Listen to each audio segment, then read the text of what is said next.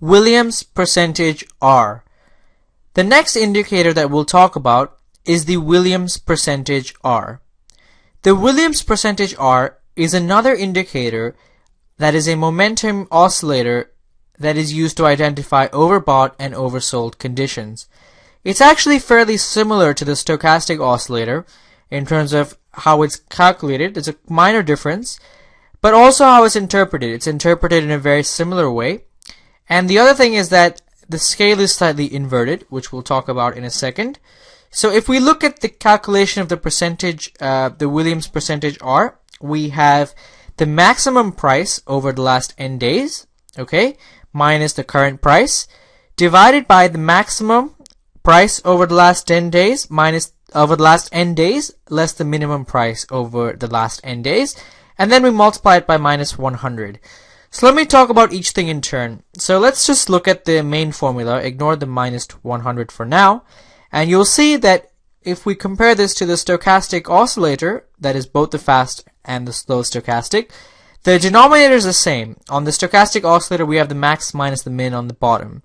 The difference is that with the stochastic oscillator we use price minus the minimum in the numerator. With the Williams percentage R we're using the maximum minus the price.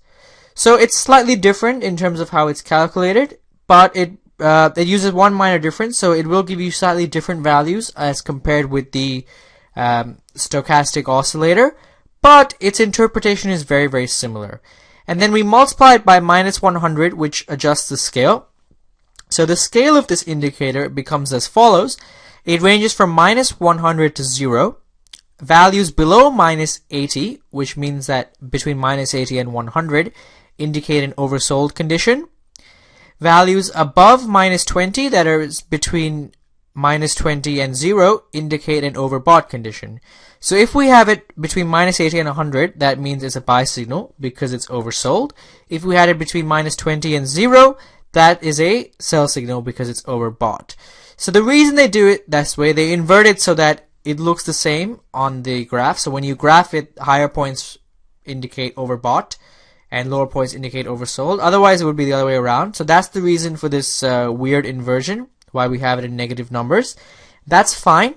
The other thing to note is that the Williams percentage R is often used in conjunction with other indicators to determine buy and sell signals. So quite often it will be the case that we'll use it alongside the stochastic oscillator or the RSI, other momentum indicators to gauge the price momentum. So really it's just another indicator to add to your arsenal, just like the stochastic oscillator. So now what we'll do is we'll go into Yahoo Finance and look at it, and after that we'll go and look at it in Excel as well. Williams percentage R. Here we are back in Yahoo Finance, and we have the fast stochastic and slow stochastic up here. The first thing I will then do is get rid of them. So let's just take that out and take this out as well. Okay, so let's now look at the Williams percentage R. It is an indicator that is in Yahoo Finance, so that's good. We can look at it. It's all the way at the bottom here. And the default days for the Williams percentage R is 14. So we'll use that as well, which is the same as the one for the slow stochastic, right? The slow stochastic at 15, so it's close to the one for the slow stochastic. But you can actually draw it for any number of days, but we'll go with the default of 14 here.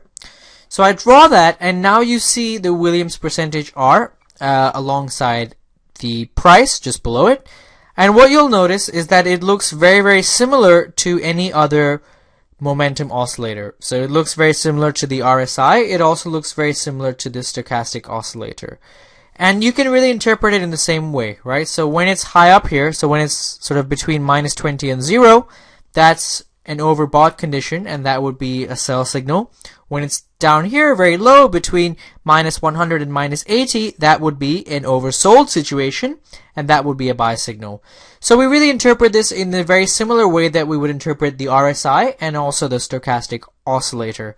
So I'd like to just plot for you the stochastic oscillator. I'll plot this slow stochastic, and what you'll see is that it moves in a very, very similar way, right? Let me plot the slow and the fast, just so you can look at all together. And you can see that if you just look at when the up movements tend to occur on the Williams percentage R and compare it with the slow stochastic and fast stochastic, there's not that much difference. Obviously, the calculation is different, so it's not going to be the same, but you can see the general direction of the two is not too different, right? You'll probably find that if you were to use the stochastic oscillator versus the Williams percentage R, that most of the time, let's say 80% of the time, maybe you would get the same buy and sell signal, right? A lot of the time, maybe even 90% of the time, you'd get the same buy and sell signal. So that's what's important to know. It's actually a fairly similar indicator to the ones we've already discussed. It's because the calculation is almost the same. It just uses one different parameter. If we look at it against the RSI, it might be good to look at all these indicators against the RSI. The RSI uses a fairly different kind of calculation. Okay, unfortunately, it's bumped up the Williams percentage R because you can't have more than three at the same time. So let me put that back in. We'll probably have to get rid of the slow stochastic. Okay, so look at the fast stochastic, the relative strength, and the Williams percentage R. The relative strength behaves a bit differently to the others. It's a bit smoother because the calculation is quite different. It's based on EMAs, whereas the fast stochastic and Williams percentage R are not. But even then, broadly, they kind of give you very similar signals, right? They kind of go up and down together. So this really is the form of, all the different momentum indicators, and it's actually good to see them one after the other in all these cases. Alright, so the next thing we're going to do is we're going to go into Excel. We're going to calculate the Williams percentage R. It should be a fairly simple exercise because we've already done it for the stochastic oscillator. We've already calculated that, and as we said, there is not a huge difference in terms of how to calculate it. There's just one different parameter. Alright, so let's go ahead and do that. That will be the last of Yahoo Finance for now, and also this will be the last example, Excel example in this lecture. Williams percentage R. Here we are back in Excel, and as we mentioned, this is for the last time this lecture, and what we're going to do now is calculate the Williams percentage R. Alright, so let me just go over to that tab. And as we said, it should be a fairly straightforward calculation because it's quite similar to the stochastics that we did earlier. We're going to use the default time period, which was 14 in Yahoo Finance, so we'll calculate the percentage R over the 14-day period. Of course, you can do different day periods if you like. Now, let's think about the formula for the percentage R. It was the maximum of the price over the 14 days minus the current price, divided by the maximum of the price minus the minimum of the price, and then we multiply it by minus 100 so that it looks correct. It gives us the same comparison to the other stochastic oscillators. So let's go ahead and do that. So the numerator will be the maximum of, so we'll look at the highs for the maximum, and because we're doing 14 days, it'll be from 2 through 15. Maximum of that minus the current price. Okay, then we can also multiply it by minus 100 up here, and then that divided by the maximum of the price, which again will be using the highs, minus the minimum of the price, which will be using the lows. So this should look familiar. And now we have the Williams percentage R. So let me just actually take out this minus 100, because what we can do is we can just do it as a percent, and that will do it for us. So it looks like a percent, easier to interpret. Alright, and now we have the Williams percentage R. Okay, so again, the calculation was fairly simple, and let's just try that sample trading strategy. For example, if it's between minus 80 and 100, then that's a long position, and if it's between minus 20 and 0, that's a short position. So let's see what that would look like. So let me start with my long positions.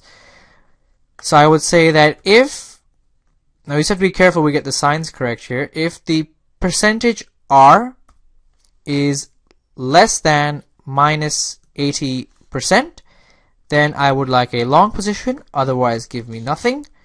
Now I should get longs, yep, whenever it's below minus 80%.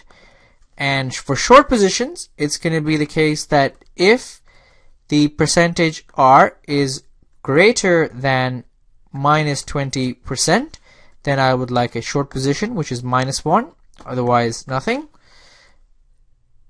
I do that, and then I get my short positions as well. Of course, I should have actually done this. I should have actually used F3, sorry, because we're doing it on the previous day. But that's fine, we can easily adjust that. So now here we have the long and short positions based on the Williams percentage R trading rule. So again, not too complicated to do. And hopefully you can go away and replicate this on your own. The only really important thing to wrap your head around is that we're dealing with negative numbers here and the scale is a little bit inverted. Other than that, it's not too, it's conceptually very similar to the stochastic oscillator. So it's a good indicator to use alongside these. It can often provide good confirming signals for a lot that we get from the stochastic oscillator. And hopefully you can go home and replicate what we've done on Excel on your own as well.